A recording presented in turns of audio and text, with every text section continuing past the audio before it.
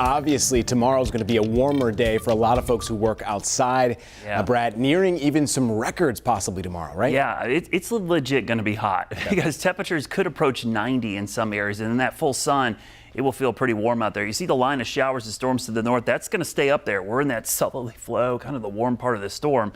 So overnight, you're going to see temperatures barely get below 60 in some areas. Some of the cooler spots could drop into the 50s, but when you're starting that warm in the morning, it doesn't take long to warm up, and that's why you see the arc in the temperatures tomorrow skyrocketing up into the mid and even the upper 80s in a few spots. It's going to all be about the sunshine. The more sun and that southwest wind really will warm up those temperatures. Warm air over us, and this time of year you always worry about severe weather, and I'll get out of the way because that thing behind me, that's where we're going to see some severe weather tomorrow.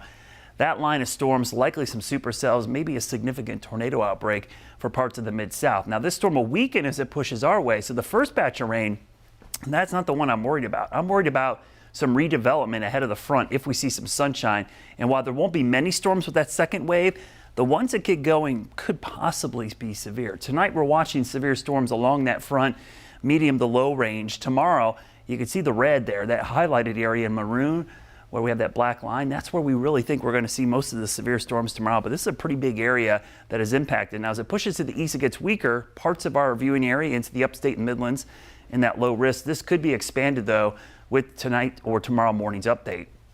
Primary concern is going to be wind, small tornado risk. Overall, the risk is low, mainly because the uncertainty is there and there's not going to be a lot of storms. So it's going to be one or two isolated severe storms. So we wake up Saturday morning, likely dry. Storms start moving into the mountains during breakfast.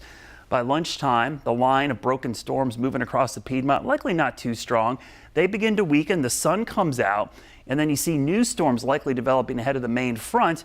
Those two right there are ones we'll have to watch, 5, 6, 7 o'clock. That's right in time, unfortunately, for the Charlotte FC game.